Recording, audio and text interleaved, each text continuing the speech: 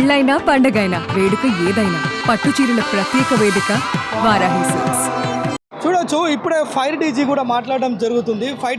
Fire DG కూడా ఏం చెప్తున్నారంటే ఇక్కడ ఎప్పటివో నిజాం కాలం నాటి బిల్డింగులు, ఇక్కడ అప్పుడున్న పర్మిషన్లతోనే ఈ కమర్షియల్ స్పేసెస్లో కూడా వీళ్ళు మొత్తం కూడా నివాస ప్రాంతాలుగా మార్చుకున్నారు. అంటే వీటికి ఇప్పుడు కొత్తగా పర్మిషన్ తీసుకోవాల్సిన పని కూడా లేదు, ఎందుకంటే ఇవన్నీ నిజాం కాలం నాటి కట్టడాలు, నిజాం కాలం నాటివే. ఇవన్నీ ముందల కమర్షియల్ స్పేసెస్, అదేవిధంగా వెనక మొత్తం కూడా వాళ్ళు నివాసం ఉండే ప్రాంతాలు. అయితే ఈ నివాసం ఉండే ప్రాంతాల్లో చిన్న చిన్న వీధులు ఉండడం, ఆ లోపలికి ఫస్ట్ ఫ్లోర్ సెకండ్ ఫ్లోర్ మొత్తం కూడా ఒకే ఫ్యామిలీకి సంబంధించిన 21 మంది లోపడి ఉన్నట్లుగా కరెక్ట్గా ఉదయం 6:16 ఫైర్ స్టేషన్కి మొదటి కాల్ వెళ్ళింది.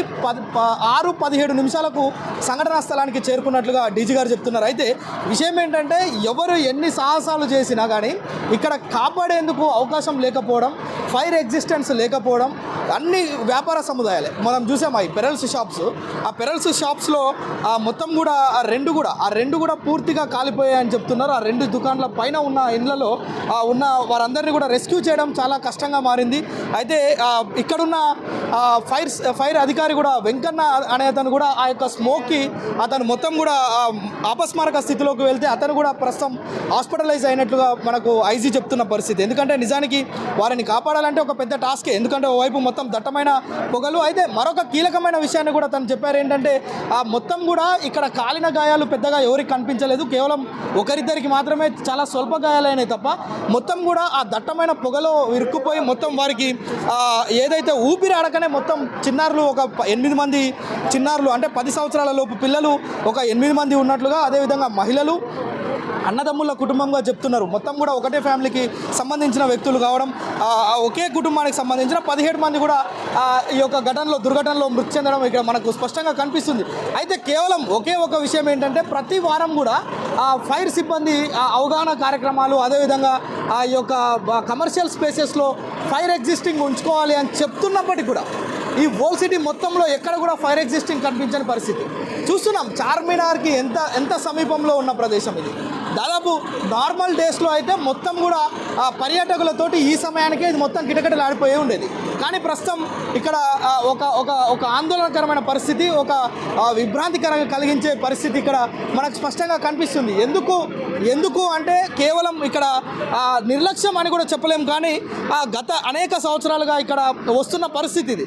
ఏ షాప్కి కూడా ఫైర్ ఎగ్జిస్టింగ్ లేదు. మనం చూడవచ్చు ఈరోజు సండే కావడంతో మొత్తం కూడా షాప్స్ క్లోజ్ ఉన్నాయి, కానీ ఏ షాప్కి కూడా మనకు ఇక్కడ ఫైర్ ఎగ్జిస్టింగ్ ఉన్నట్లుగా ఎక్కడ కూడా కనిపిస్తలేదు. ఇదే ఓల్డ్ సిటీలో జరుగుతున్న ప్రమాదాలకు ప్రధాన కారణం. ప్రమాదాలు జరిగినప్పుడు కూడా అక్కడ ఉన్న వారిని రెస్క్యూ చేయకపోవడం కారణాలు కూడా అవే చెప్తున్నారు. ఎందుకంటే నిజానికి ఇప్పుడు జరిగిన ఈ యొక్క గుల్జర్ హౌస్ ఏదైతే ఉందో దీంట్లోకి వెళ్ళడం ఎలా నిజానికి మనకు కనిపిస్తుంది. దీంట్లోకి వెళ్ళడం ఎలా కాపాడాలి? ఒకవేళ 100 మంది ఇక్కడికి ఫైర్ సిబ్బంది 6:17 నిమిషాలకు ఇక్కడికి వచ్చారని చెప్తున్నారు.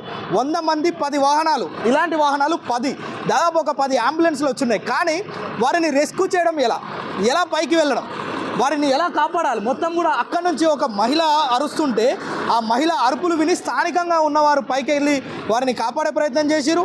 మరోవైపు వారిని కాపాడలేని పరిస్థితుల్లో లోపలికి వెళ్ళిన వారు కూడా ఆ దట్టమైన పొగలకు మొత్తం వారు అపస్మారక స్థితిలోకి పోయినట్లుగా కూడా తెలుస్తుంది. అపస్మారక స్థితిలోకి పోయిన వెంకన్న అనే ఫైర్ ఆఫీసర్ని కూడా ప్రస్తుతం హాస్పిటలైజ్ చేశారట. హాస్పిటల్లోనే చికిత్స పొందుతున్నాడు. అంటే కాపాడుదామని వచ్చిన వ్యక్తులే అలాంటి పరిస్థితిలో ఉంటే వాళ్ళంతా కూడా గాఢమైన నిద్రలో ఉండుంటారు.